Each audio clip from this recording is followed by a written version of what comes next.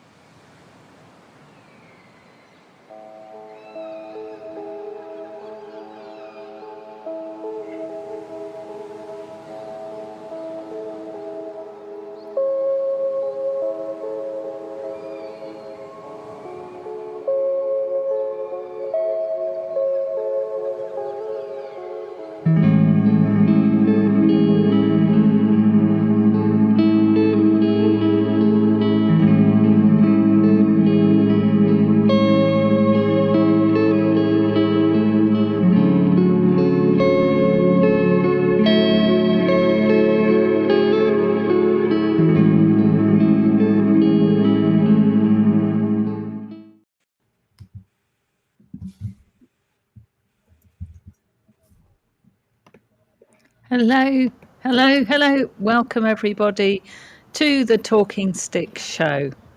Tonight we've got two wonderful guests, all three if you include Andrew. So tonight I don't know where Dale's gone. Is Dale around? Okay. He's disappeared. We have internet gremlins this evening, guys. So we will do our best. We've lost somebody else. So we will do our best to hope that you hear us. So my name's Laura Massey from Two Feathers Medicine and Combined Healing Therapies, and I'd like to introduce Shawn Bibby. Shawn, tell us a little bit about yourself. Hi, I'm Shawn. You've probably seen me on here a couple times, but I got my own acupuncture clinic in Chinese medicine called My Infinite Health, and these are some of my good friends. So it's great to be here. Great to have you, Shawn. We also have Hayley Trezise. Hayley, can you hear us, Hayley? I can. Can you hear Lovely. me? Would you like to introduce yourself? I know you've been on Talking Stick a couple of times before, but for those who haven't seen you, tell us a little bit about yourself. Yeah, absolutely. An artist. I would put department. Fashion designer, and all world would all merge together in a very simple sentence. Cool. So we've got a bit of audio issue going on with you, Hayley. I had the same thing coming in. So it might be if you go out and come back in again. If you close the browser, then come back in. Or just have her come in via phone. Yeah, or if you want to go on your phone and come in through the phone. Give that a go. It would have to be on Chrome. Yeah, brilliant. Yeah, and if you can get it on Chrome, lovely. Yeah, sorry I'm late. For some reason, when the show started loading, it just completely started jittering, and all of a sudden I just couldn't see anything, so I had to reload it. So, yeah. Well, introducing Dale, your co-host of Talking Stick. Thank you. Yeah, hi everyone. I've had a bit of audio issues. So what have you said, Laura? I've not been here the last minute. Who have you introduced who you haven't introduced? No, just introducing Andrew today as well. Most of you know who Andrew Bartzis is. If you don't know who I am, oh well. I shall aim Well. to impress you today.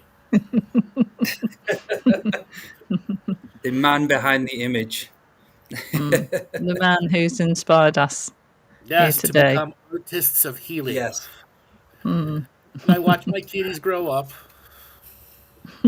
We're getting into puberty now, Andrew, aren't we? I know. I mean, you're going to start dating soon, too. What am I going to do? Yeah, and I'm going to get really awkward as well. I'm going to be really difficult and start answering you back Exactly. and think I know better and slam doors. The irony is, I've influenced Shawn, Laura, Dale, all to really pick up. 3.5 something years ago, I was talking to Shawn on an island with a cat. Oh, yes. Okay. Literally, he was decided to live on this island in Vancouver in the middle of nowhere in a little shack with a cat. I built the shack, but Yes, he built the shack. it's all a true story. Did a hell of a U-turn since then. It's absolutely worth it. It's so wonderful to see you in your own shop now at that. And you're in Toronto, correct? So if anybody needs acupuncture or Chinese medicine, they can go to you in Toronto? Sure can. In Where the beaches. Toronto? East side. In the beaches. All the Torontonians, you can go and sign up with the Shawn Bibinator. Yeah, well, I was all pumped for psychic surgery after watching that intro. Yeah. So what has it Yes. been like? What has it been like for you, Shawn, opening up then, and how many weeks are you in from the first day? How long It's have you been open exciting. for? I've been open Yeah. since October 4th. So, about 5 weeks. And each week's a little bit different. And then slowly see the momentum building up a little bit. And figuring out how you run a business. So this is an adventure in itself, isn't it? Your business, talking about adventures. It is, because we've all heard Andrew say, you don't know it until you've experienced it. You don't know about sex until you've experienced it. You don't know about driving a car until you've actually experienced it. And you don't know what running a business is like until you've experienced it. Beautiful. Hayley, man. are you there? Yes. Welcome, Yes. you made it. Hallelujah. Do you want to reintroduce yourself? Because we didn't catch anything from the first time you said you introduced yourself. I kind of guessed that because everyone just went silent afterwards. No response. I was like, oh, okay. We've gone from a 6-second delay. Go ahead. Yeah, so thank you for inviting me again. I don't know, maybe this is the 4th time. Yeah, I'm an artist, and I would say more in the kind of sacred department and intuitively led, and fashion designer as well, and a shamanic practitioner. And I guess I kind of merge everything I do from that place. So all of those places. So do you do shamanic fashion design? I do what? Shamanic Fashion design. Yeah, well, I create these sacred cocoon coats, which was all done through journey work, and I'm using tiny bits of scraps and everything that I'm seeing or perceiving. I'm kind of transmitting or visualizing that onto the garment, and then it acts as a protection. Yep. So like you would get a body protector, this is actually like a physical garment. So yeah, and then the idea is to kind of you can also place them on the wall because they're quite sculptural. Yeah. Very Over the detailed. years of me doing sessions, I've had a lot of people in the high level in the fashion industry come and go from inspiration, and it's just some of the most unusual and spiritual people at the same time. And there's one thing that I've learned about the fashion industry, no matter what part that you're in. When you want to be creative, there are so many people out there who can help you do the pattern or do the things where you can produce in bulk, quality in bulk. There's so many out-of-work seamstresses when the big operas shut down from 2000 from this COVID scare. full level Yeah. costume and seamstresses who have no jobs because the touring industry was cut to 1/3 of what it is, and it'll probably not pick up for another decade. Yeah, absolutely. I mean, the kind of, I'm a bit of a fashion rebel, I would say, and I always have been. I didn't go to fashion college. I went to art college, so I've done everything backwards. And all of my stuff is sustainable. But for me, that's like a no-brainer anyway. Yeah. Do you Yeah, do your own sewing? yeah, I do. So most of my garments are, yeah, that's the high end bespoke pieces. So yeah, a lot of them are, apart from my small pattern work, is created by me, and that's kind of the whole point. Do you start with a garment, or do you make the garment from the ground up? I used to start with a garment. Now I start from the ground up. So I would like these cocoon coats, kind of like kimono shaped. So it's a standard shape. Yep. But then every single piece, more or less, apart from my patterns, are one-off pieces. So that's kind of the story to this talk.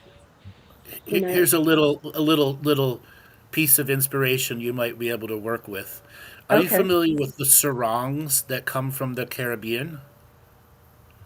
Well, I am with the sarong, yes. So it has like 5 different dress types that can be made into it with 5 different patterns through the folding of however you want. Okay. There is a way to create an armored energy frequency from the sarong because it has this wrapping energy. Okay? Yeah. And the patterns that fold over can create very unique energy patterns that can be vibrational artwork for the body itself. Wow. Yeah. I'm hearing that. That. Yeah. The wrapping idea. Do you know how I began? How I began making clothes was I literally kind of did what you said, in the sense of having a piece of fabric, literally one piece of fabric. And I used to go to art college, and I used to kind of have this one piece of fabric and wear it in various places, in various styles. So when I was in Barbados, there was a sarong dealer, quite literally. That's all they made was sarongs, and it was in a mall. And they sold 200-300 a week because of the cruise ships that would be there. And they would have, some of them were triple the length of a normal thing, so you could make a down to ankle dress if you wanted to.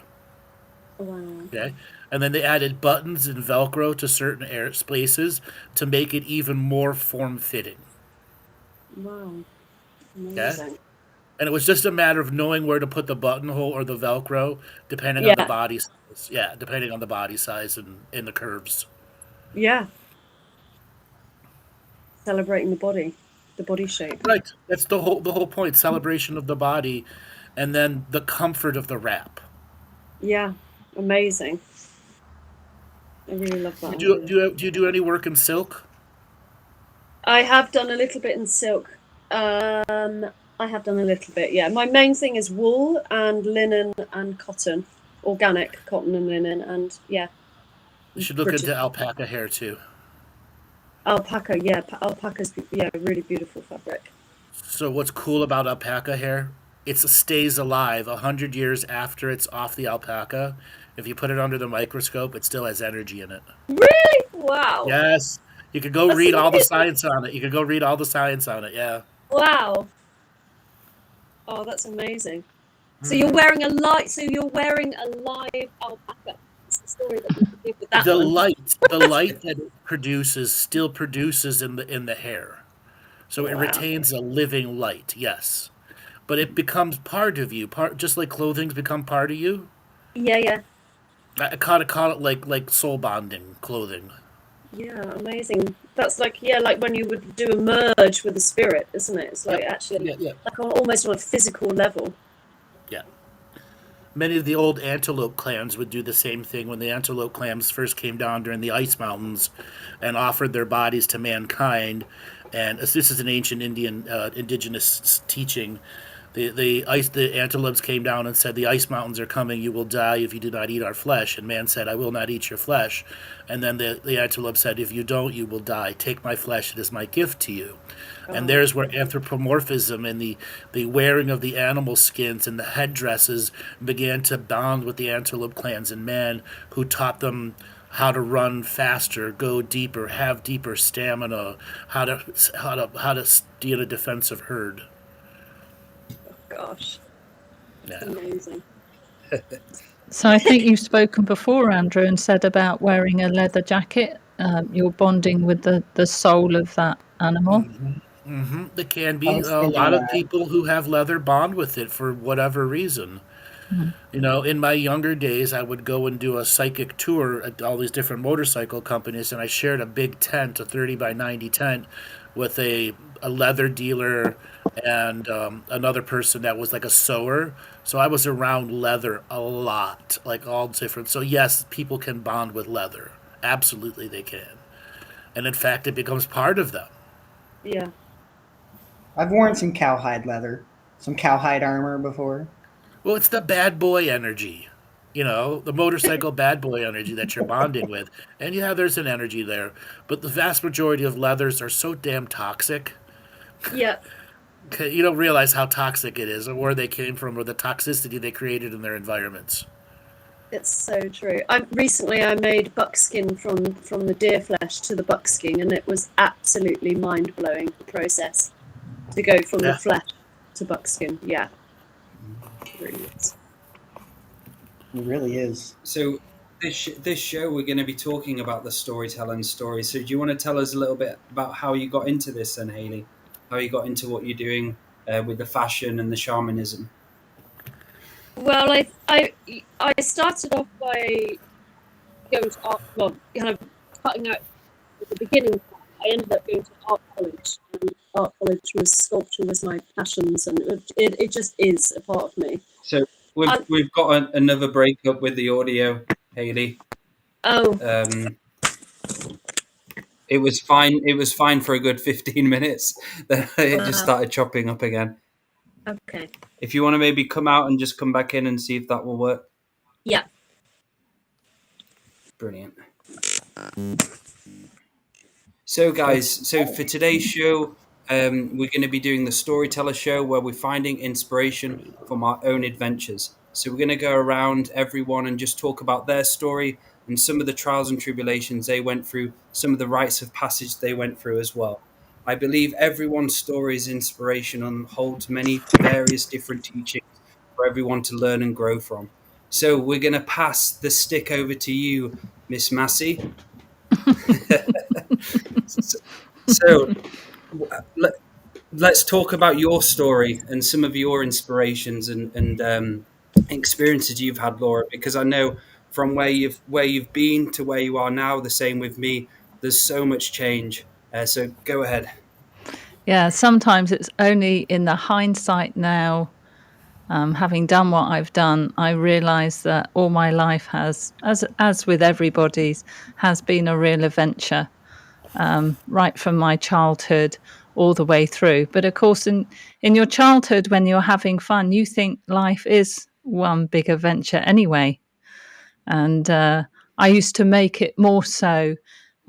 Even as a child, I would find delight in exploring, which is probably how I came to be called Laura the Explorer a bit later in life, as Andrew called me that initially, because I would do things like go be put to bed about age 4, I think, and I would arrange with my friend who lived over the road that I would get out of bed and meet her. And it wasn't a road, it was what we call a close. It was just a path, so there was no traffic.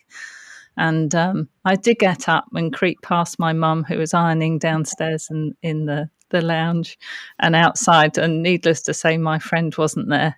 But I thought that was one great adventure. And I've never stopped really since then. I mean, life and what it throws at you, and going through the sort of marriage and children and everything else, sometimes you can forget because you get bogged down in day-to-day life and survival. But I think on the whole, it's really important to remember that life is one big adventure. And Andrew's just written in the chat that that's where my do energy started. Yes, probably is, Andrew. But do's all right as long as it's sort of in measured quantities, isn't it?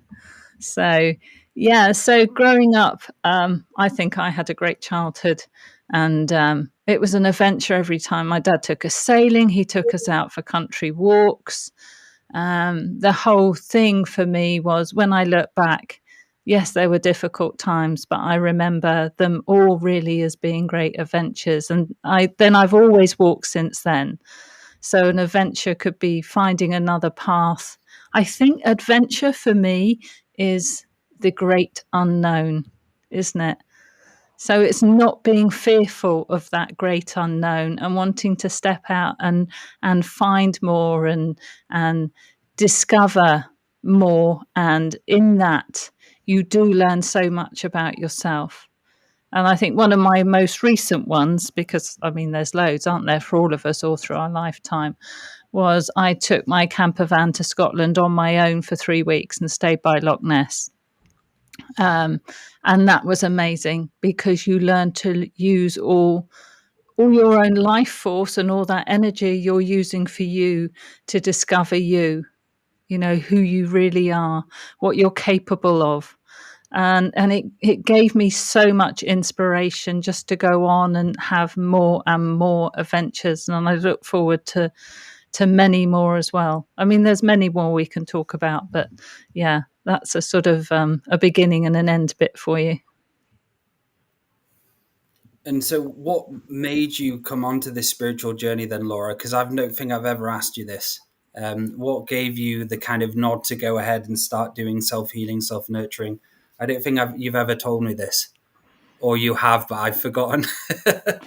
Well, it is easy to say Andrew. Andrew will be the catalyst who put everything together for me when I came to him with all the beautiful synchronicities that have been happening to me, the connection with my grandmother who passed when I was 9, and all the sort of amazing things that had happened to me, how I would be able to speak to the unseen world and connect to the ancestors and have these wonderful experiences.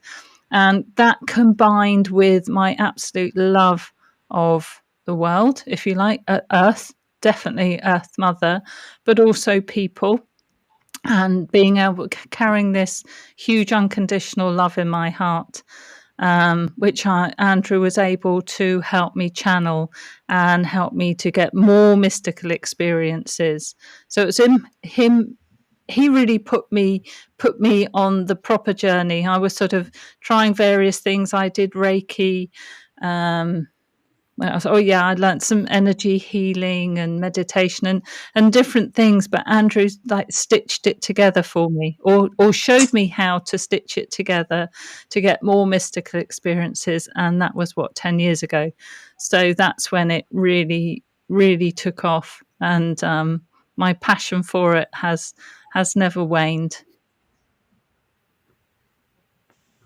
Wonderful. Was light working ever part of that, Laura? Part Light of that working, journey? you know very well it was, Dale. You don't have to ask that question. You just want me to embarrass myself. Yes, of course. No, I'm embarrassed that I've been one as well. Yeah, we've all been through light worker rehab. Yes, we have, absolutely. Shawn. Andrew has.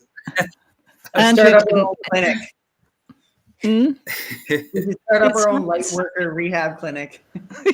Yes. How long were almost you at it? a- 3 years, 4 years? Well, we might create the Lightworker Rehab Clinic. It might actually be something real. We'll see. Yes, it's almost rites of passage, though, isn't Program it? for Lightworkers. That would be cool.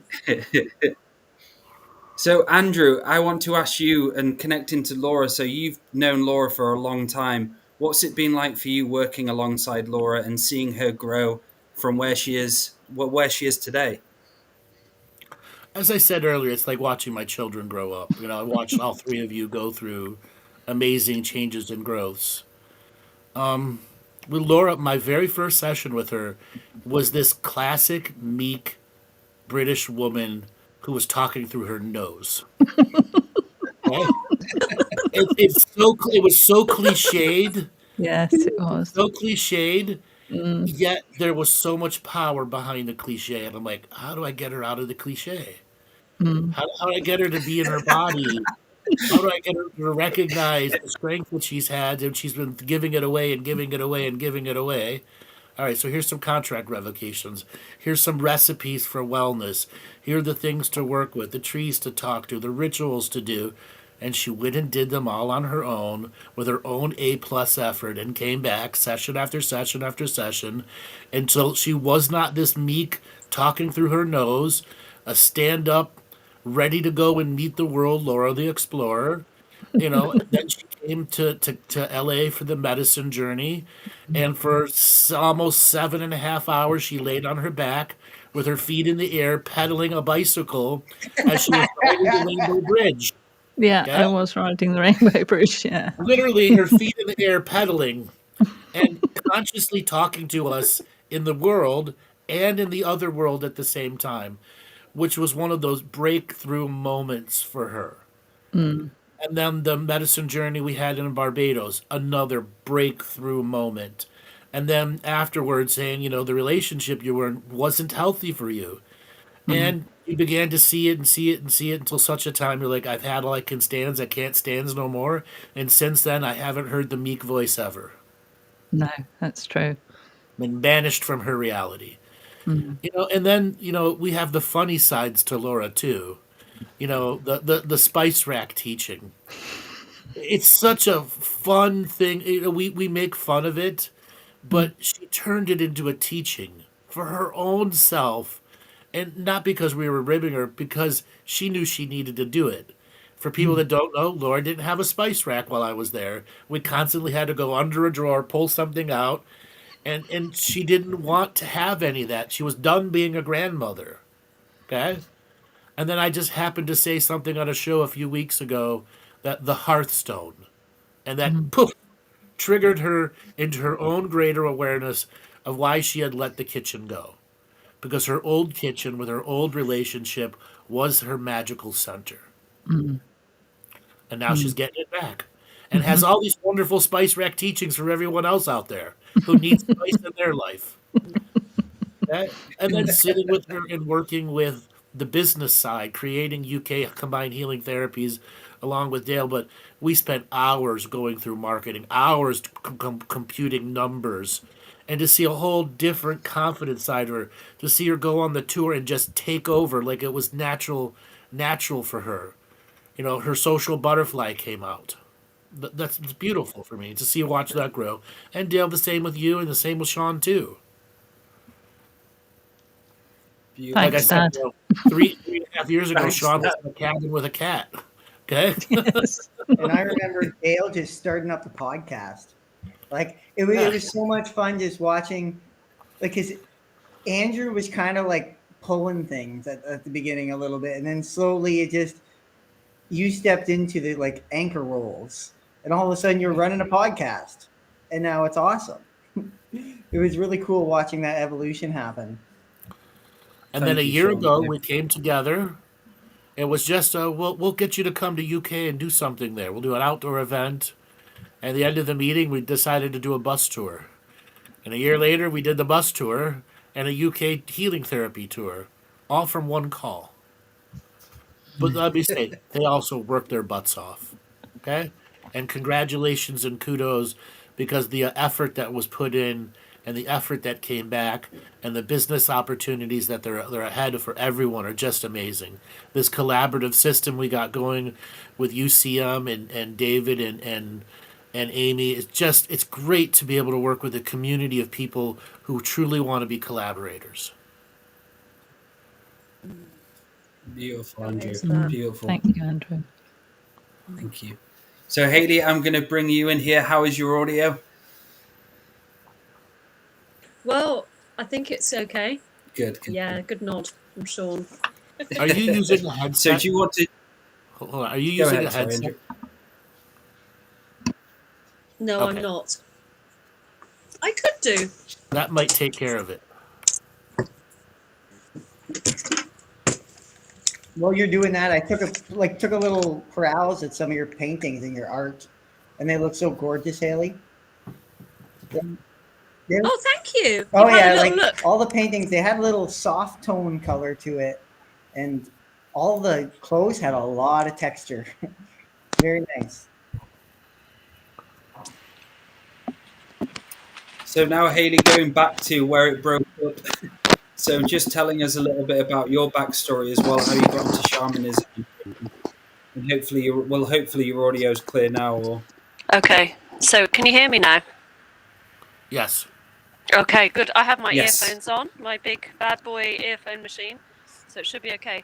So were you asking me then, Dale? Because I didn't hear the beginning of that. yes. Just going back to the question before you chopped up and went Okay. out.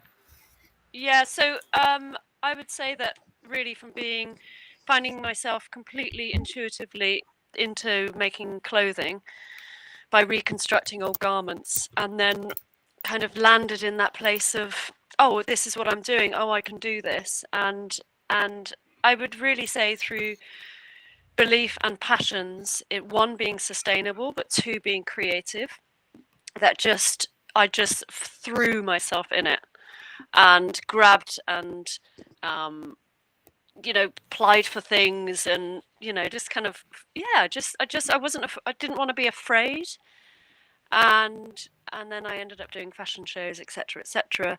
But then I had kind of like two things going on. So I had a street theatre company as well, where it was improvised performance, and also the sacred side. So there was kind of like fragments that was happening at the same time, but I kind of never felt they were coming from the same place.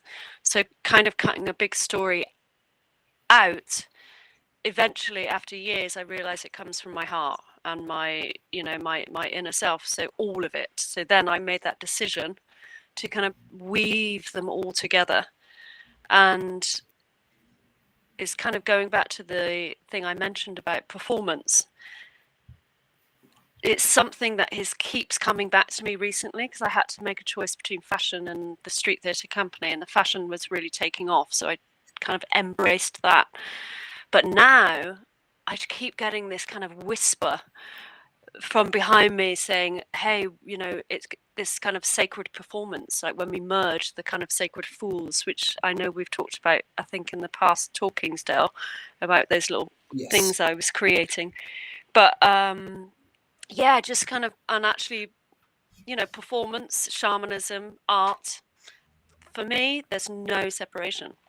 It all just comes from the same place. And it's kind of knocking on the other door, behind the veil. Is that, oh, that's where I'm reaching out, and I realize all that I have ever done, actually my hand has been through that veil, and now I understand it's there, whereas before I didn't. Beautiful. And how has shamanism inspired you, Hayley, with all of this? It's kind of the foundation, I would say. So kind of when I trained at the Sacred Trust, it was the kind of the principles, the core principles of healing methods. It just kind of fell in place, and it made sense. And I went on a massive journey myself, of course. I was kind of, when it was poured inside out and mutated and transformed, and pushed to my absolute limit, and my shadows were like I was swimming in it, and I think that's how we learn and we heal, and it's all the stories in my life that are woven into that, and kind of the kind of the circle of reality. You start looking at the relationships and the stories. So yeah, the shamanism is almost like the label was put on it for me. The word shamanism. Okay, that's what it is. This is what this is about. It makes sense now. Everything just completely made sense to me, and I couldn't understand why. But yeah, and it was this label that was put there. So that's kind of the umbrella that I'm working with, and evolve. Just learning every single day. Every single day I do a journey. Every single day I sit in meditation or walk in nature or create you know, an art piece, a painting or whatever, it's like my learning is from the spirits. You know, they are my truest companions in life, 100%. I'm never alone. Yeah. Incredible, sister. And so you're doing sweat lodges as well, aren't you, at the moment? You're facilitating those. I've seen that on Facebook. Yeah. And how's that going? Yeah, really well. Yeah, that's kind of you know, that's been a journey in itself, and you know, and here we are being given this kind of incredible tool from our elder, and then we're also working with allowing kind of new doors to kind of open up. What tradition of sweat lodge do you guys work with? Well, it's Blackfoot, and Okay. then there's a kind of a big story with it, and the roots, the foundations is Blackfoot tradition, and then over time an elder from Lakota came over and sweated with us, and we kind of talked about this idea of wanting to bring in, like, work with the land that we're you know, we're doing this incredible, powerful work with, and kind of allowing a little bit of ease into it, just like listening to what's wanting. And anyway, he kind of gave us his blessing and gave us like 75 songs, and Beautiful. yeah, honestly, it was beautiful. And since then, go ahead. Yeah, just since then we've been, you know, the seed has been planted, and you know, we're growing it. So, well, that's the whole point of the seed songs that were given to you, was to grow it. Are there any intentions to make it a prayer or dance ground? No, but there are people that I know that are doing Sundance with the Blackfoot tradition. They're running not Sundance. There are time. I've been with a number of different sweat lodge groups from the ground up, where they built the lodge, everything, and there comes a point where there's enough prayer energy and enough healing done where the land asks the practitioners to make a dance area around a giant fire or around the outside of the sweat lodge. And it could be like 90-yard circle, like a really big circle, where you could have 30 to 50 people dancing in a double circle, one going one direction, one going another direction. And they'll lay down all sorts of hay and other stuff so that the dance space and the drum space aligns with those that are coming in and out of the sweat. Wow. And that becomes what's known as a full dance prayer ground. And never I heard think that. that might be something for you guys to look in, because getting the dancers involved, there's a beat to the footfalls that match with the drums that add a whole new mystical layer to prayers coming in and out of the lodge. Amazing. I really love that. I mean, it's that bringing in, like you say, that other element. You've got the drum, you've got the voice, you know, you've got the prayers, and it's like movement is the next one, isn't it? Well, that sacred dance journey is such a unique thing, especially for the women who don't have a similar expression to the men, just because the nature of the world is different. The woman's ability to dance is so radically different than the males. Yeah, I'm really liking that. Well, bring it to the prayer grounds. Yeah, I'm kind of. Do you know? I've got a little seed in my hand from that little conversation. So yeah, I might go and plant it in the land where we run them. Yeah, I'm really liking it. Yeah, thank you.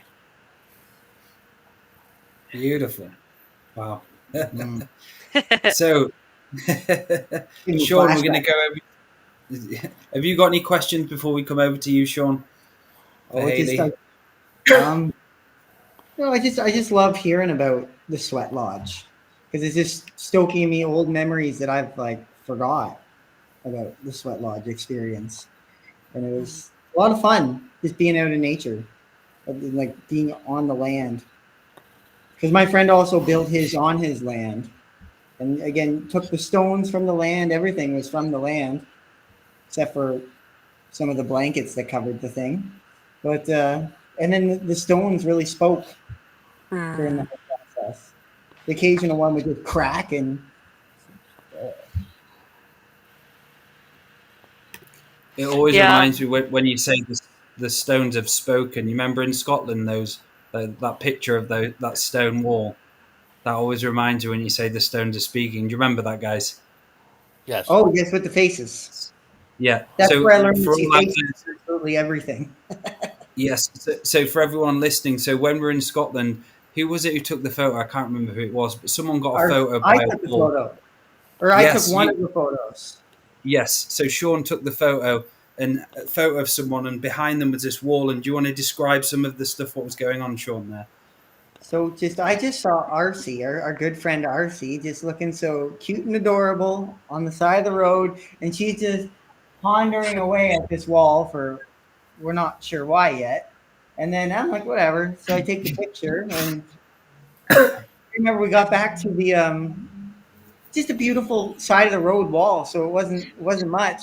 But then we got back to the hotel room after the long day, and we're sitting in the hotel lobby room, and all of a sudden we keep gathering around, and everyone's just buck wild on about this picture.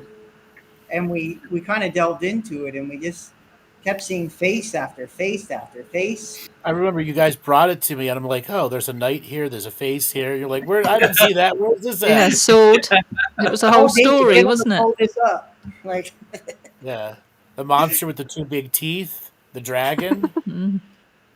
and I'm not even kidding. That sparked off a change in me. It's like I hit the 100th monkey face with that picture, and now after that, there's just faces on everything. Everywhere. After that moment. Hayley, you would have. I'm going to have to send you the photo of that. You'll really find that interesting. Yeah, I would love to see yeah. it.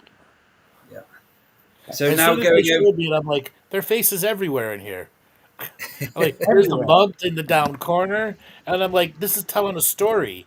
The whole thing's a big story, story platform.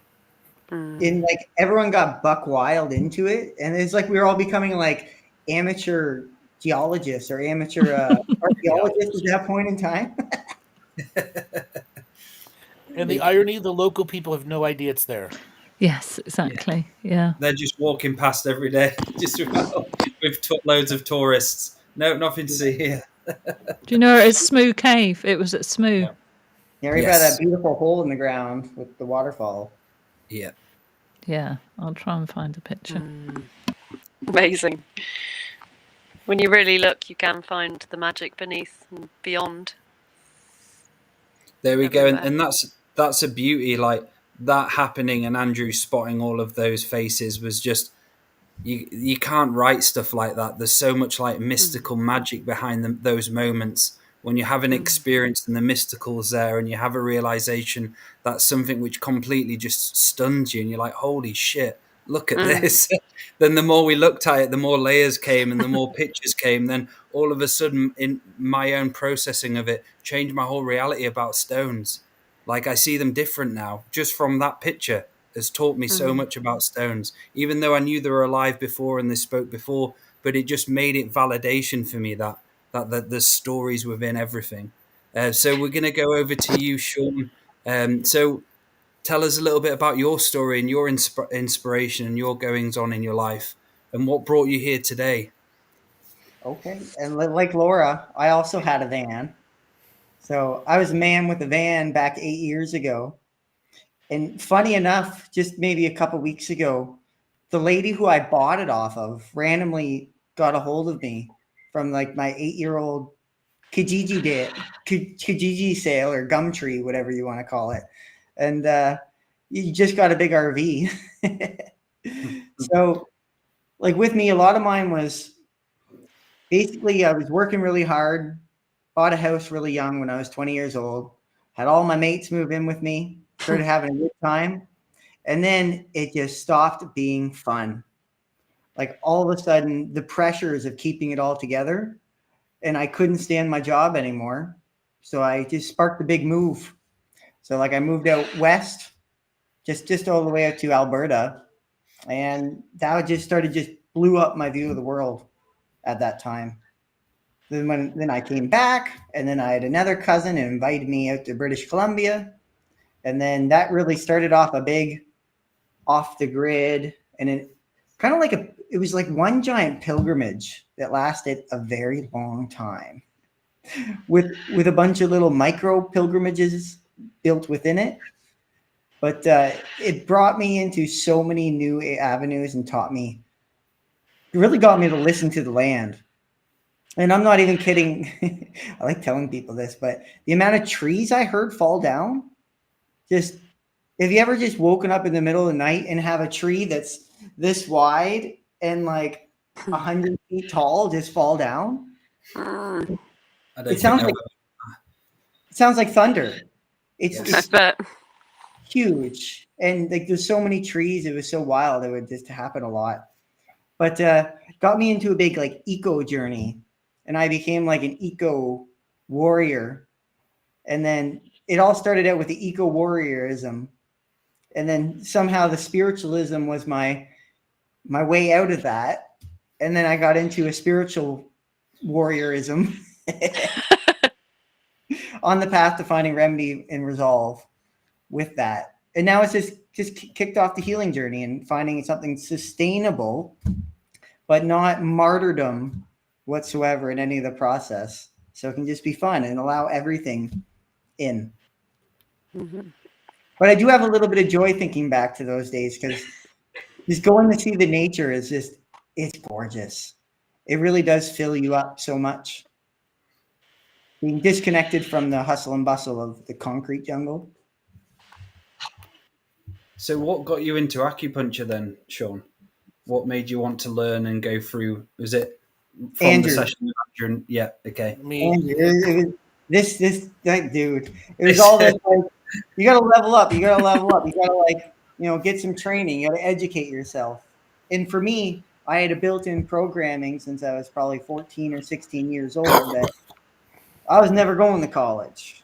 I was never going to university. I was just gonna use my hands and just be a tradesman, et cetera, et cetera. And back then, Andrew was always pushing the whole like you can go get, past life regressions. You can go get the hypnotism course. You can get a massage course. And it was all these ideas and things. And finally convinced me that I could be a doctor in 3 years. I remember the actual conversation where I go, Shawn, you can be a doctorate in acupuncture in 3 years. You're like, I don't believe you. No, I said, fuck off.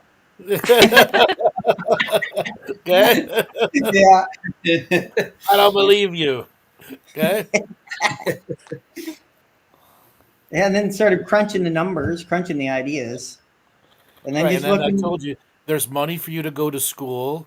I mean, there's ways for you to do it. You just have to put your head to the grindstone. And you made the choice all the way through. You did it. I made a choice, and I started looking at all the opportunities and all the government assistance that I could get. Like, it started out just with and then it happened right during COVID too. So a lot was on Zoom, but there was good assistance for that in Ontario. So I moved back to Ontario, started strengthening the bond with my parents again, strengthening the bond with my brother and his children, strengthening the bond with the whole family unit a little bit. Because I was gone. They were gone, yeah. I was gone I was unreachable for a very long time. And Just sometimes by it's nice to be unreachable, but Did you? Was that when you were in your cabin with a cat? Cabin with the cat, then like traveling around the world, seeing a bit of Australia, seeing a little. And you remember when you had that lady who was doing the traveling, calling it like that lady who went to Nepal? Anyways, but I went to India and Nepal, and I think that's really what seeded the Chinese medicine aspect. Yeah. Because it was like, what is over there?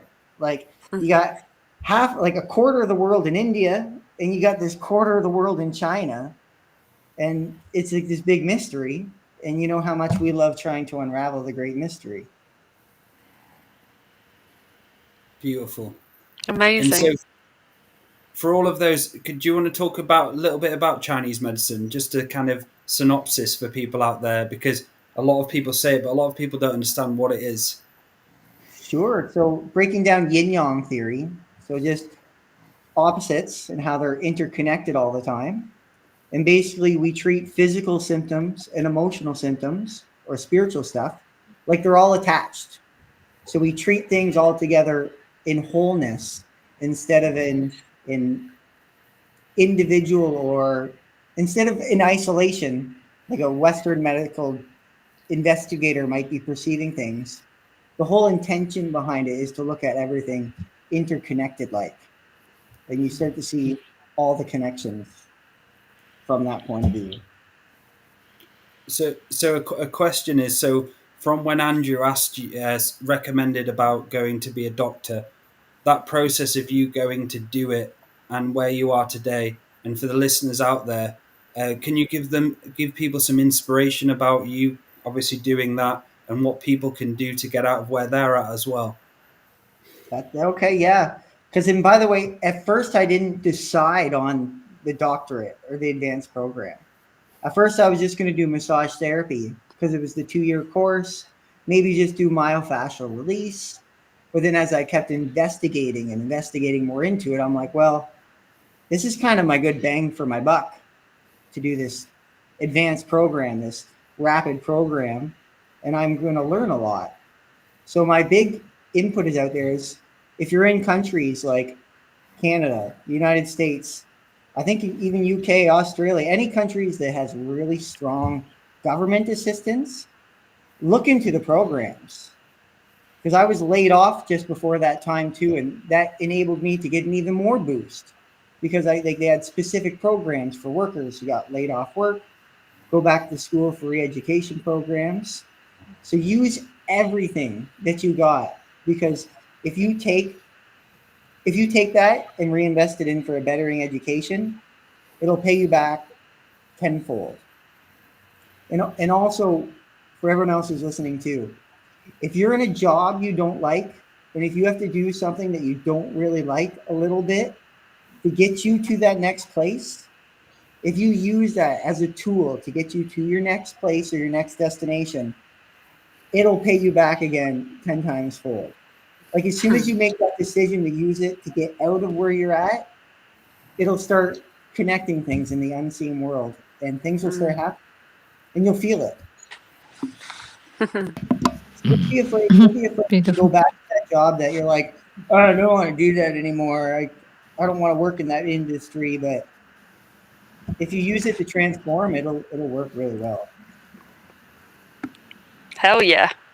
Yeah, Yeah. you got a job that you can go make big bucks and take those big bucks to transform your life. Do it. There we go. And dreaming big, and that's something I remember when I think it was my third session with you, Andrew, where you were just saying, right, why aren't you training people in psychic surgery? And I was just like, it was so obvious, and it was so fucking obvious, and I was just like, like having a bit of itch in my hair moment. I was like, oh fuck! I was like, what am I doing? I want to say something too about with when Hayley was talking about shamanism, and just did you guys all go through a period of like impostor syndrome, like just when you're like becoming a shaman a little bit, and just like not believing that you could become a shaman, or a shaman had to be this? And because I personally went through a period of imposter syndrome at first. Faux shamanism. Yeah. Faux shamanism. Yes. You didn't think that you could do that for whatever reason. My journey into shamanism was, I don't know how to just lightning fast. So there was no faux phase for me, because the prayers just started coming out after a sweat lodge. I mean, before that, I had already been into a big prayer process for years in my notebooks, creating unique medicine-based prayers that were opening, stuff that revealed the various teachings, stuff that I shared with you guys over the years. That was there in 2001, 2002, in virtually the same word format, just used in a different process. So even from back then, I was working at a high level, but I saw the faux people come in and out.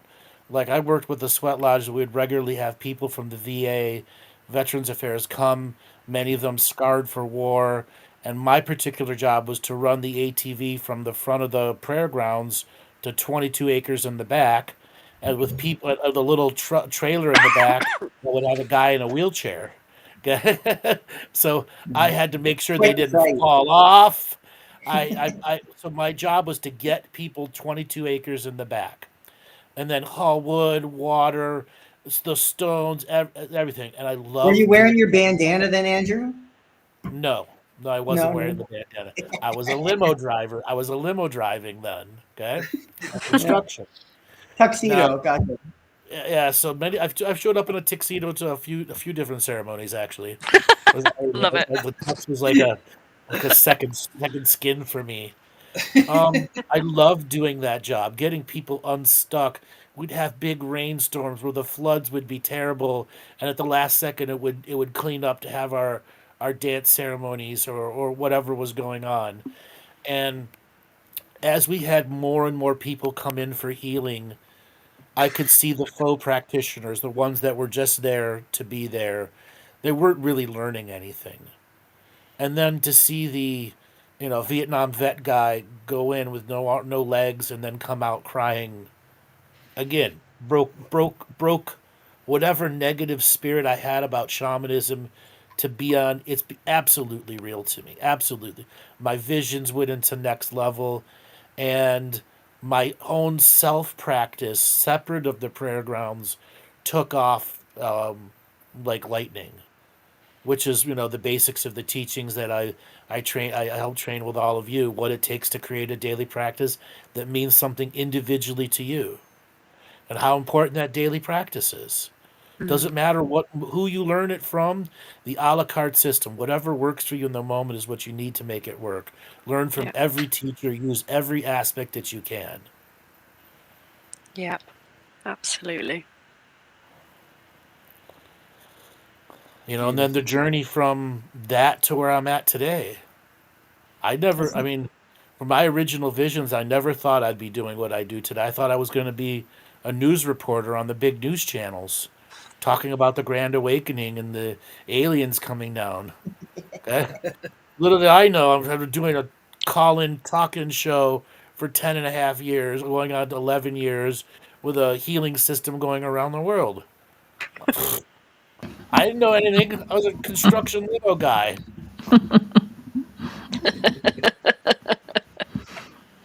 And Spirit put its boot right in my center of my butthole and said, get out, go public. It's nice how you took all those teachings and put them into your own words. That was the mission. Mm. Colloquial now. Colloquial now, yeah. Colloquial now. The language of the now with the references of today. It's fine because sometimes I can reverse engineer it a little bit. And like see, some inspiration came from here, some inspiration came from here. But still you can always hear your true authentic voice explaining it in your way, which is just, it's like next level to create your own school or create your own, just your own point of view, sacred point of view. Exactly, sacred point of view that has the infinite potentials embedded within it. I love that. It is quite an unusual setup we've got. Like, obviously you're quite a unique individual, Andrew, and it's quite unique because it's like, the way I see it is like back when all the Native American tribes and that kind of like nation was such a big thing, they all had oral teachers and historians and so on. It's kind of great to have you because it's like you are an elder and you are teaching us your ways, passing it down and so on. So it's like, it feels organic to me. And I feel like a lot of people have lost that because of obviously media, because of obviously all the stuff on the internet. People don't really have actual teachers or stick to a teacher throughout their life. And that's the beauty of it. Your teachings are so unique and different, and it's all about elevating your own self. And that's the beauty of them. You're not doing it just to sound like this or sound like that. There's actually true, authentic, and your teachings have changed my life. Like you've made me become so trustworthy with myself, elevate myself, actually make money, a career from what I'm doing, just from some of your inspiration and some of your recommendations. I'm sure Shawn and Laura have got many different stories about how you've affected our life. You did something with it. You took what was a Yes. moment in a session or a conversation, and you ran with it faster than I could have ever seen. But that was the point. Early on, I was nicknamed the anti-guru guru. Okay? I don't Yeah. want to be your guru. Just stop putting me on a pedestal. I'm human like every one of you. My farts stink like everyone else. I'm a normal human. I just chose to use commitment, courage, and discipline at my highest levels with my skills. And my main purpose to do self-illumination teachings. Here's the framework and the blueprint. You have to go build it. Okay? You build it through experiences day by day, daily practices that reveal how to use your sight and the due diligence process so you don't have negative things and frequencies around you, how to clean your environment, the obvious ways and the unobvious ways. Bringing together the word spiritual hygiene. No one had ever heard that until I put those two words together. And it was like, what the fuck duh moment for so many people. Wow. Just like I got to brush my teeth or vacuum my carpets, I got to do spiritual cleanliness. Whoa. And then all the applications of what that really means to an individual person. Andrew, I'll never forget on the bus trip. You just looked at me like we were talking about the COVID era, and you're like, do you know how many people, like, how hard for them it was to just realize that prayer makes a difference? Yes. That is so funny. And then COVID came and they started practicing and getting all this success, and people calling me left and right, oh my God, it works. I'm like, duh. How'd you think of that? COVID finally gave them the opportunity to find a daily practice. Yeah. And then COVID absolutely. left and they all stopped practicing. Yeah. Okay? Not everyone. A lot just stopped practicing. But to me, it's the grand victory. They got something out of their own journey of prayer. Because what I say is the joy of prayer is so vital, vital, vital to any spiritual growth. And it's not a prayer to a religion or esoteric group. Your prayer doesn't need anything other than you. Mm-hmm. Absolutely. Sorry, I'm just still seeing like Dale getting the torch and just running away with it really, really fast. Yeah, all I had to tell him he has 10,000 hands, you learn to use them. And don't Like, I'm there trying to figure it out, Reiki practitioner, like, what? So, what am I? What do I need to do? Then I remember you said you're a psychic surgeon and you're going to make a lot of money from it, and you're going to blah blah blah or whatever you said. I can't remember. Blah blah and blah. Exactly. Then I was like, then you were like, then I was like, oh, I've got a full-time job. I can't get out this job. I don't know what this guy's on about. Then all of a sudden, I started slowly doing what you were saying. Then I was like, holy shit, I'm seeing the unlimited point of view here.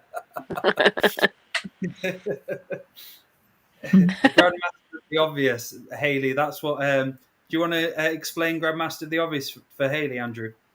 So over the years of doing radio shows, TV, whatsoever, I get into these moments where things are absolutely blatantly obvious to me, like the directional mechanics of how thought structures pass through dimensions. And I would say this thought structure works in this dimension like this. And then people are like, whoa, how do you know that? Or I would say something, and they're like, why didn't I think of that? Because I'm Grandmaster of the Obvious. Okay? And I had to practice being Grandmaster of the Obvious with a very powerful spiritual wit. Brilliant. Okay? I can't even begin to say how many times I would say something and people are like, hand to their forehead, why didn't I ever think of that? How did you think of that? I'm a problem solver. I'm an innovator. And, I have sessions with people where they're stuck on a subject matter and blink, blink, blink, problem broke. Why didn't I think of that? The stupidest little thing too. Yeah. Well, often it's just right in front of you and you can't see it. That's the thing. Yes, Did you try breathing? Right. No, I didn't think of that. I'll keep that in my pocket then. And I'll take your number, please. Grandmaster of the Obvious training, head over to andrewbartzis.com. The irony of working with people. I told Shawn this story the other day. Thousands and thousands and thousands of sessions. So, do you guys remember the sex show we did a while back? Yes. Okay. Yeah. With two, I think. Yeah. Which one? We did It two. was one of those. So Yeah. a couple had been listening to it, and then they ended up having a session with me, and it was about them going on the adventure again. So they decided they were going to leave their house, and so they go to a vacation place, and they decide to use an OnlyFans thing to kind of spice up what was going on. And as they're watching it, they realize that it's the person that was watching their house. They're like, that couch looks familiar. But it took them about a half a day to realize it. Wait, that's the view of my backyard and my porch. And the irony, the absolute irony that they had to leave and then somebody pops in on an OnlyFans page on a house watcher.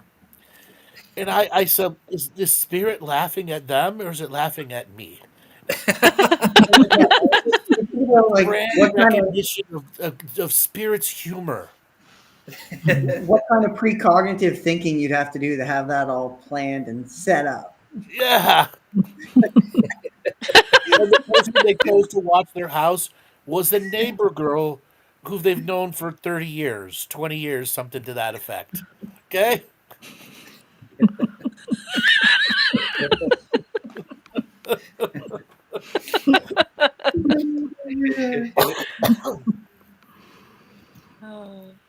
Wow. So spirit is full of humor. Yeah. Absolutely full of humor. And I've learned in my journey how to apply humor. That's why I typed in earlier sacred stand-up comedy, the Heokas dance. It's so vital when people have serious sticks up their ass that they're size of stumps and they can't do anything. That's so what happened important. in session. You kind of measure it. And I remember I said this, and you said no. They've got a trunk up their ass instead of a stick. Some people have a stick. Some people have a full tree. You see the doctor with the little micrometer, just like measuring it. It's like, oh, small today.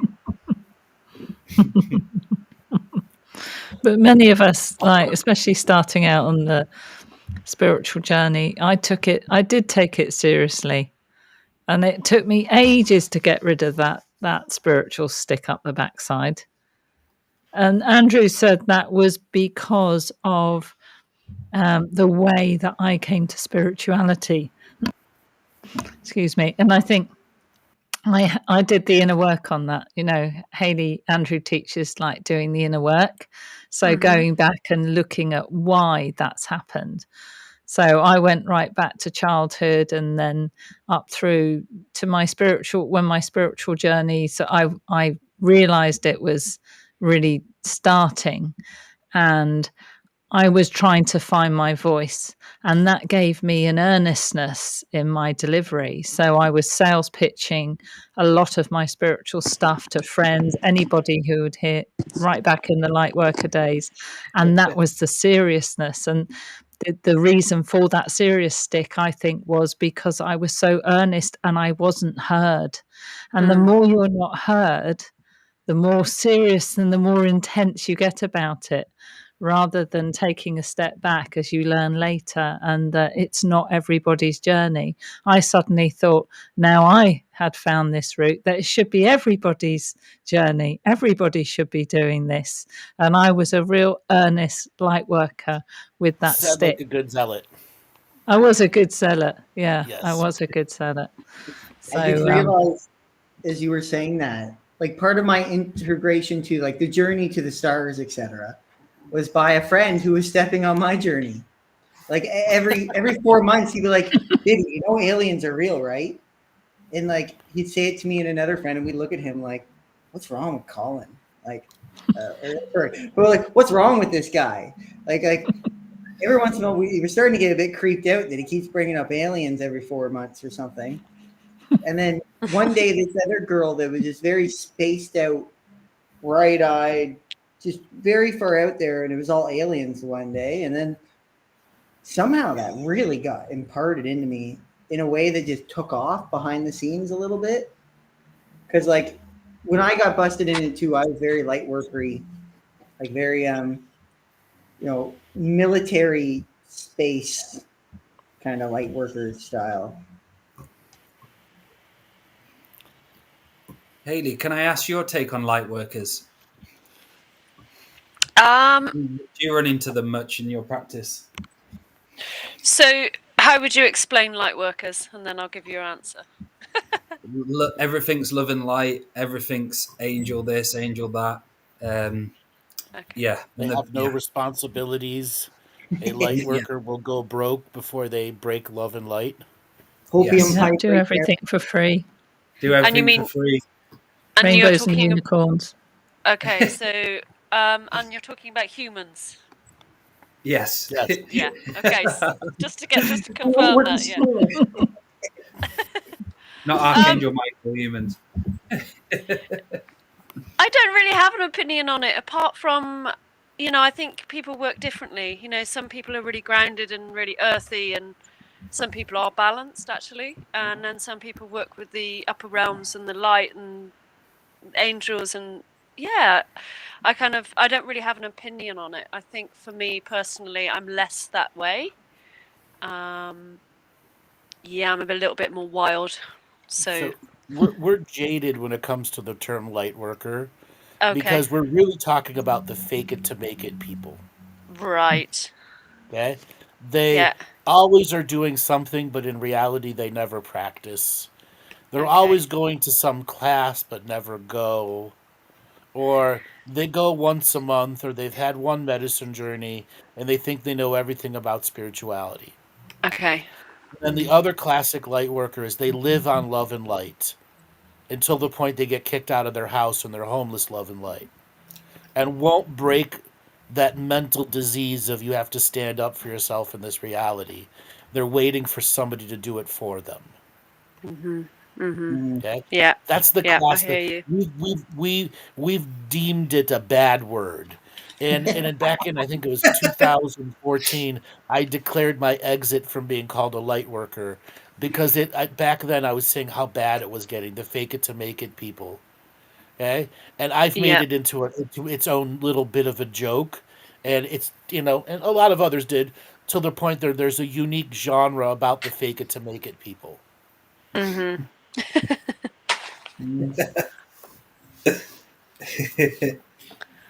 Big genre. Dale, do you want to answer this question in the chat? Because it's a question that you can answer on many levels, isn't it? Do we choose hard relationships for growth or learning, or is it out of punishment from a past life? So do we choose hard relationships for growth or learning? Well, again, it just comes down to choice, doesn't it? And this is something I've learned from my own experience. It's all to do with choice. And if you're going to choose someone bad in the relationship, you've chosen someone bad and you're going to have a karmic journey with them. And as Andrew says, or you can choose a dharmic path where you find someone you're in love with, who you can actually co-create with, have special life with, have special sexual experience with. And again, of course, it is past life. Most things are past life orientated a little bit. Like all of us had past lives together. So yeah, usually relationships are past life as well. What do you think, Andrew? Anything to add to that? I think the first thing to understand, for generality, it's about this life before it's about past life. Yes. And unfortunately, so many people in the community default to a past life to the point where they avoid what they created this life. If there's something that's going to be in repetition because of poor choice, that's the karmic journey of poor choice. So do we choose hard relationships? Well, in the very beginning of the relationship, you know what their quirks are. You're just ignoring them. And then there gets a point where it's not a quirk, it's an insulting statement. And then it's not an insulting statement anymore. It's something that crosses the line that you allow to happen, and allow to happen, and allow to happen, and allow to happen, until such a point you've lost power and that person has power over you. That's a journey of giving away your power. So is the bigger lesson not well? Is it's about not giving away your power and maintaining a healthy relationship as you're both growing in your own directions. You're able to be on your own and be comfort with your own thoughts, and that you're not codependent on each other, but you're independent, but choosing to be a growing life together versus a stagnant, stay in the place relationship with no passion really into it because one has power over the other. Or the codependency is so strong, one has power over this and one has power over that, and everyone thinks they're the perfect relationship until it falls apart. And also, Andrew, would it be fair to say it's not so much a punishment from a past life, it's a balancing of karma? A balancing of karma, exactly. And choosing free will is always balancing the karma for the positive. The whole point of being here is free will, free will, free will, free will. To the point you learn to use it every second of every breath, of every blink, of every moment of your existence is an expression of free will. I wouldn't have grown like I have if I didn't have had those hard relationships.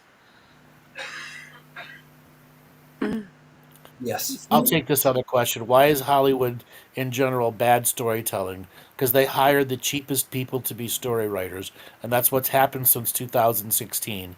They fired all the top-level storytellers because they were getting too much money and replaced them with college-educated people who had no idea how to actually write stories.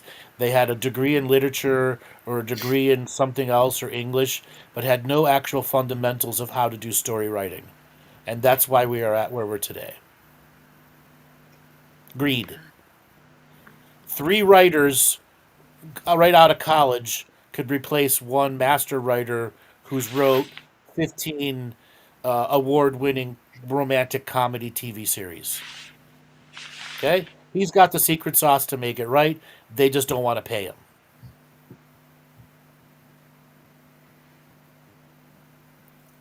We rarely see things which are just mind-blowing now, do we? You know, new films and series which come out. Like, some of them are all right, but they're not like they used to be.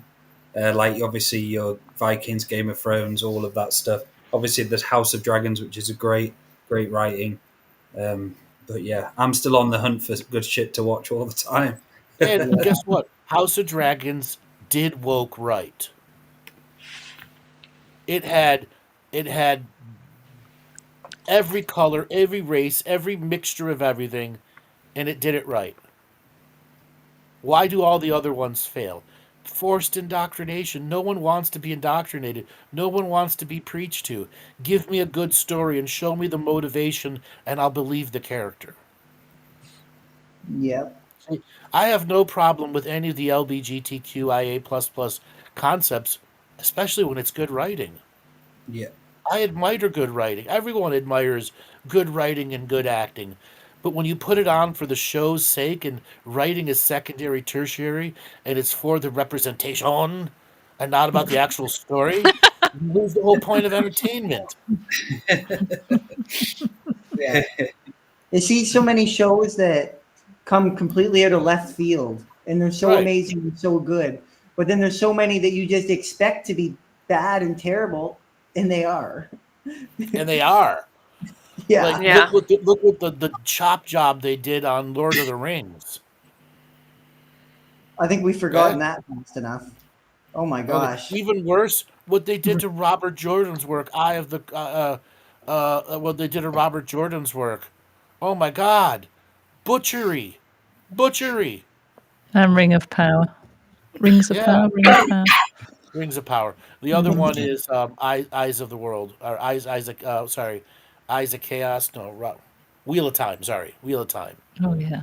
Oh, you know what? I watched the second season for about 5 minutes, and I'm like, are you kidding me? Right. It's visually stunning, and the actual special effects are way better than Lord of the Rings. But I was actually mind blown. it's such poor was like- writing. How could someone think to write something that bad and get away with it? It's I was Amazon. like, It's Amazon. Oh That's my why. gosh, It's that was Amazon. that was Of wild. all the studios, like there's some things you people may know. I do a lot of people in and out of the industry, and they say a lot of things. In Amazon, when they started up as a studio, and a studio exec would come over, they didn't have offices. They had a chair for a studio exec who was waiting for an office. And then they'd have all these other people hired to come over, and they knew nothing about the industry. Absolutely nothing. To the point, if you took an Amazon hire, you demanded 5 times the pay because of the bullshit they'd put you through. So any Amazon hire that came from the industry standard was 5 times the pay. Okay, who had no infrastructure to work with. And then once finally Amazon put together a studio and an infrastructure, they hired the biggest morons in the industry to run it. Okay? The biggest morons in the industry, and everyone in the industry said, "What?" And then they come out with the $1 billion failure Lord of the Rings, another $1 billion failure Wheel of Time, another $1 billion failure. Mind How blowing. many $1 billion fails do you have to realize before you fire Sarah Chalky? Good. At least they did the boys right. Yeah, but that was before her. That was I before don't know her her. name. Before she took over Amazon Studios. So is she like the Kathleen Kennedy of Amazon Studios? Yes. Kathleen Kennedy, Amazon Studios. Yeah. It's weird. It's a weird world we're living in. I mean, look at Star Wars. The Force is female. What about the Force is for everyone? The Force is inclusionary. The Force is representing everyone of every space and every time and every concept. Everyone's a part of it. Now the Force is just for women? Screw that. Yeah, screw that. It's when it's pushed too hard. Like if you could Right. just make a video of like some women doing some kick-ass shit, but as soon as you try to push the point, it ruins it. Well, they also hired the worst actresses in the world to play male roles. Gina Carano filled that role and they fired her. Why? Because she was a beautiful looking woman who had mixed martial. She was a UFC champion for 6 years in a row. Okay? You knew she was a badass. Okay? And she Yeah, looked that way. radiant badass. Yeah. It's like kind of like the Bruce Lee pheromone. She would have had a bit of that. Sure. Instead of the rail thin anorexic women they give with 14-pound handguns, Desert Eagle handguns that they can barely hold straight, let alone shoot without breaking their arm.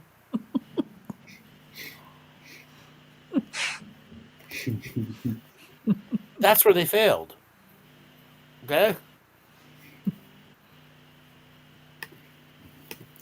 I like to think there's a tipping point with all that at the moment. Sure. Star Wars, The Force Awakens. Everyone was like, "What the fuck is this? This is terrible." Haley, do you watch many films and series and stuff?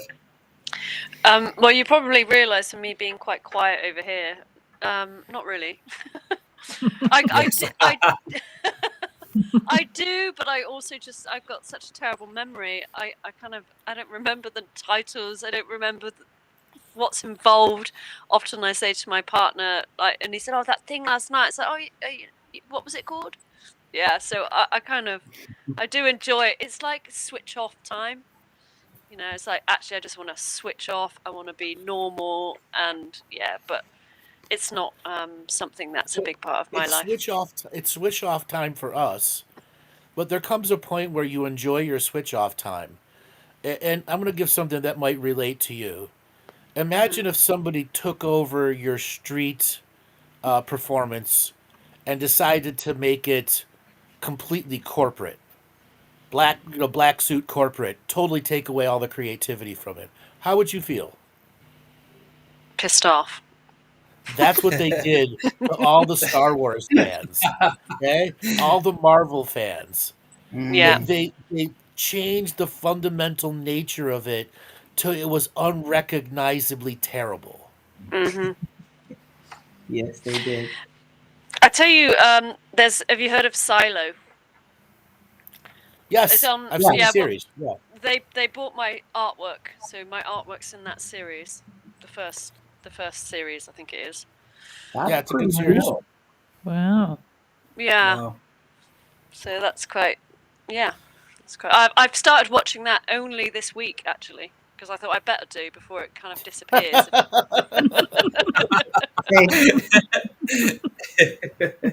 The pace started getting a bit slow on that one, but it was a great story.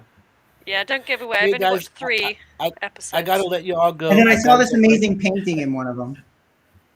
Yeah, that was I gotta mine. let you- That's mine. Yeah.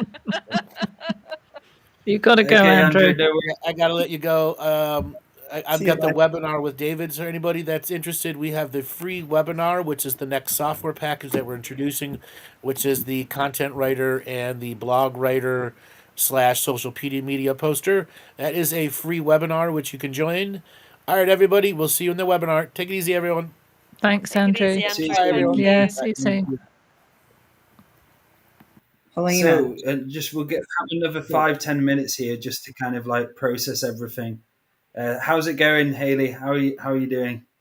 Yeah, good. Thank you. It's really just lovely, just kind of connecting and listening, and yeah, kind of a sense of belonging, with like-minded people, and that's just that's really important for me in my life. So this is really lovely. I'm enjoying it.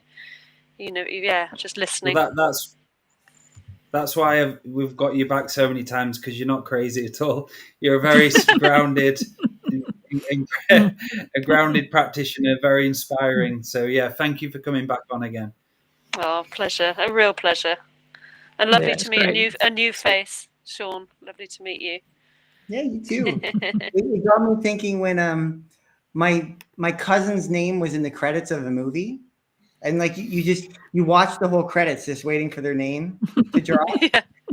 She must be watching the whole thing, just like waiting for your artwork to pop up. Oh yeah. Honestly, I've never watched a program so intently. I literally squealed when I saw my first art piece. It was in the opening scene. Yeah, I mean, I won't do it because it would be really loud on here. But yeah, I was like, yeah, it was brilliant. Oh wow! Yeah. So, do you want to tell us a little bit about the website then, Hayley, and how people can have a look at all of your stuff? Because I should have put some pictures on here actually, but they're incredible. Actually, one of the pictures is on my psychic surgery training course on the front cover. One of the photos. Oh yeah, amazing. Yeah, so they're on my website. I haven't got all of my artwork, but there's some things on there. I'm doing a lot of little paintings at the moment, so they will be going on there probably soon. I'm pretty slack with my website, so I'm saying soon rather than a deadline. But yeah, I do commissions as well, particularly with my sacred cocoon coats. So if that has tickled anyone's curiosity, then I'm always happy to talk more through email or even on the phone if that's wished more so.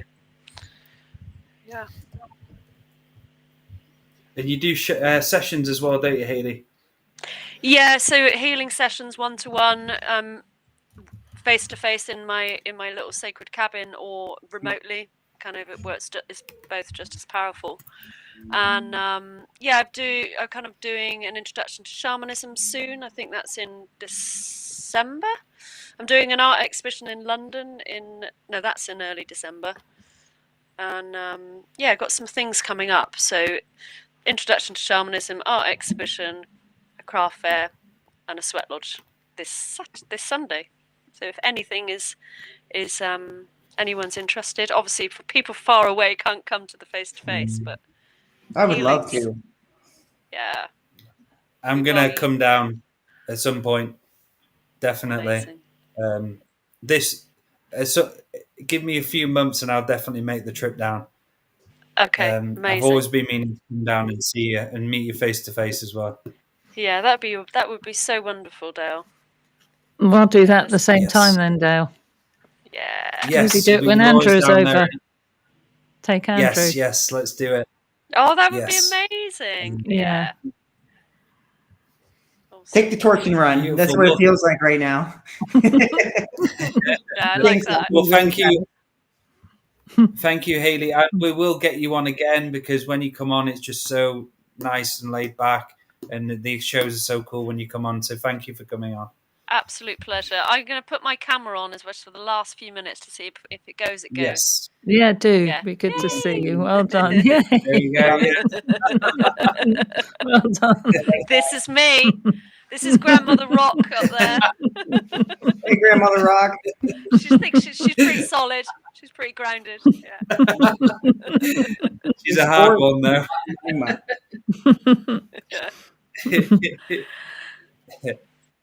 Brilliant. So, Shawn, how can people get a hold of you, brother? You guys can get a hold of me at myinfinitehealth.ca. That's CA for Canada.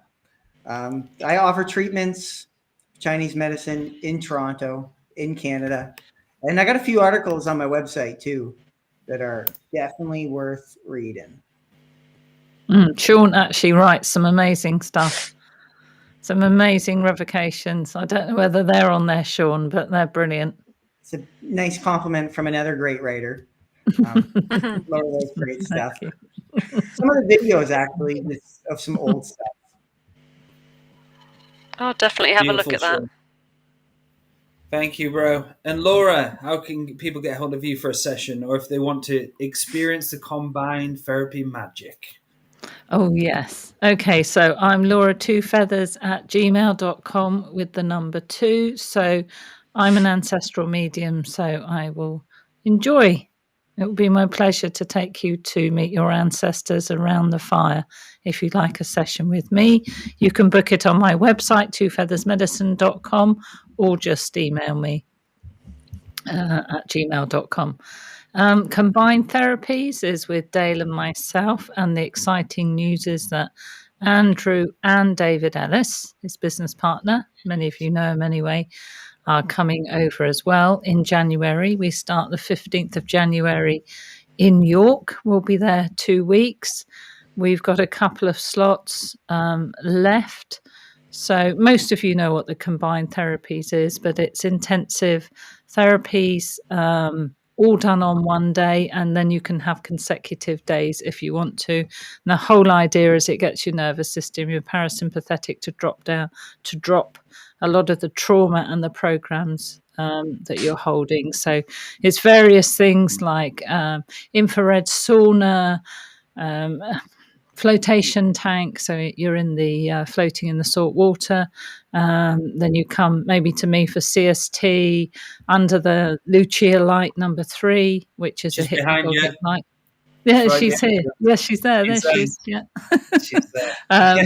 On a PMF mat, which many people know about, and lots of other treatments. We also bring in the shamanic aspect and the soul surgery with Dale, and it's all, we love what we do, and it's 5 hours at least in a day of very intensive treatments, but we have had some amazing results. We do have a website, but I don't think we've got the link up there, have we, Dale?